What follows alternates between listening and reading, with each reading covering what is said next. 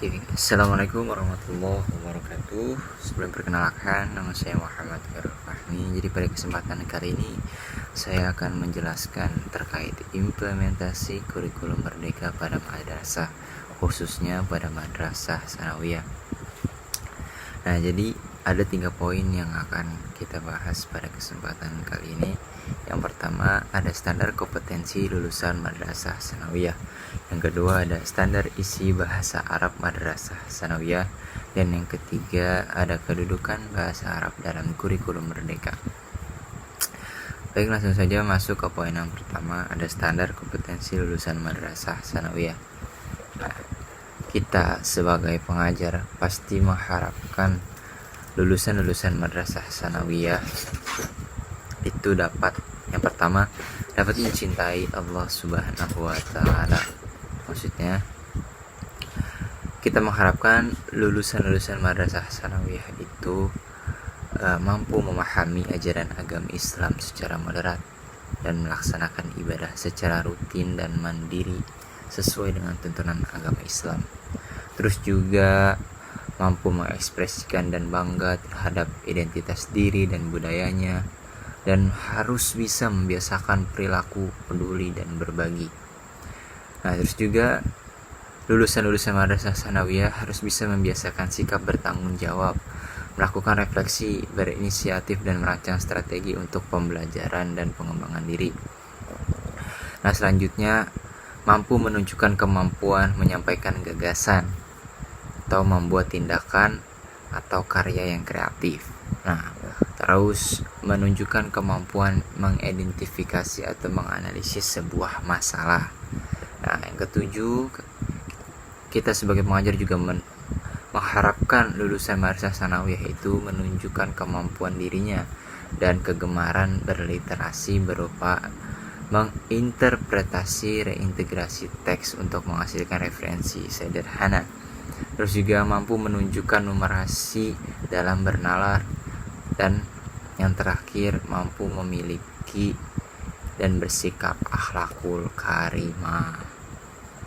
Nah, lanjut ke poin yang kedua, ada standar isi bahasa Arab madrasah sanawiyah. Yang pertama ada komunikasi dalam bahasa Arab. Komunikasi ini terdapat 4 aspek. Nah, yang pertama ada istima, ada kalam, ada kiroah, dan ada kitabah. Maksudnya apa? Ada istima, yaitu kita menyimak. Ada kalam, yaitu kita berbicara. Dan ada kiroah, yaitu kita membaca. Dan ada kitabah, kita menulis. Nah, untuk mempersiapkan peserta didik memiliki kemampuan menggunakan bahasa Arab sebagai alat untuk mendalami agama dan berkomunikasi sehari-hari dalam lingkup keluarga, mungkin lingkungan sekitar dan nasional. Nah, yang kedua ada unsur kebahasaan berupa wacana, lisan, dan tulisan berbentuk paparan atau dialog sederhana tentang identitas diri, kehidupan keluarga, kehidupan madrasah, kehidupan sosial di lingkungan sekitar, dan kegiatan agama. Yang terakhir ada fungsi sosial, tindak tutur kompleks dalam konteks kehidupan sehari-hari dalam bermasyarakat yang merupakan bentuk performansi bahasa yang digunakan dalam situasi dan kondisi tertentu dalam lingkungan keluarga, lingkungan sekitar, dan nasional. Nah, peserta didik berkebutuhan khusus dapat mengikuti standar isi dengan dilakukan penyesuaian kebutuhan peserta didik itu berkebutuhan khusus yang sudah diasesmen oleh masing-masing satuan pendidikan. Nah, lanjut yang di poin ketiga ada kedudukan bahasa Arab dalam kurikulum merdeka. Nah, yang pertama ada, kalau kita lihat di mind map, terdiri dari 2 fase, yaitu fase D dan fase E. Fase D itu untuk kelas 7 dan 8, sedangkan fase E untuk kelas 9. Nah, madrasah ini dapat mengorganisasikan muatan pembelajaran intrakurikuler dan pembelajaran berbasis proyek secara terpadu atau simultan. Nah, dalam kaitan ini madrasah dapat menggunakan atau memilih pendekatan mata pelajaran atau tematik secara bebas sesuai kebutuhan pembelajaran siswa. Nah, lanjut Ada alokasi waktu. Sebenarnya tidak ada angka pasti mengenai alokasi waktu pembelajaran bahasa Arab untuk siswa Madrasah Tsanawiyah dalam kurikulum Merdeka ini. Yang terpenting adalah pembelajaran bahasa Arab dapat memberikan manfaat yang maksimal bagi siswa, baik dalam hal pemahaman terhadap teks-teks keagamaan maupun dalam pengembangan kemampuan berkomunikasi dalam bahasa Arab. Nah, lanjut ke komponen utama.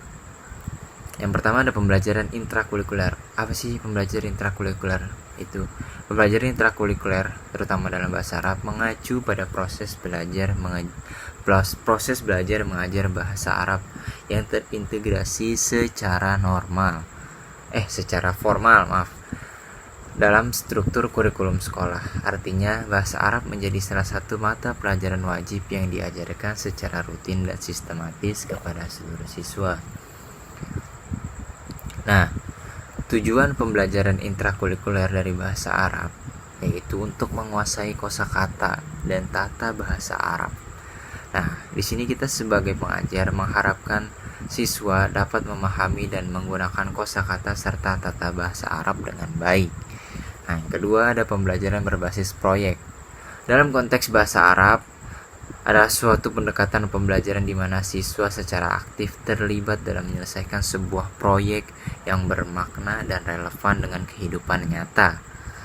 Nah, proyek ini dirancang untuk mendorong siswa untuk menerapkan pengetahuannya dan keterampilannya berbahasa Arab yang telah mereka pelajari. Nah, contoh proyeknya, misal kita membuat video pendek tentang kegiatan sehari-hari mungkin dalam bahasa Arab tuh dari mulai bangun tidur sampai tidur lagi.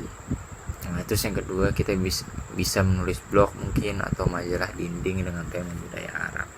Mungkin seperti itu. Mungkin cukup yang bisa saya sampaikan, kurang lebihnya mohon maaf. Assalamualaikum warahmatullahi wabarakatuh.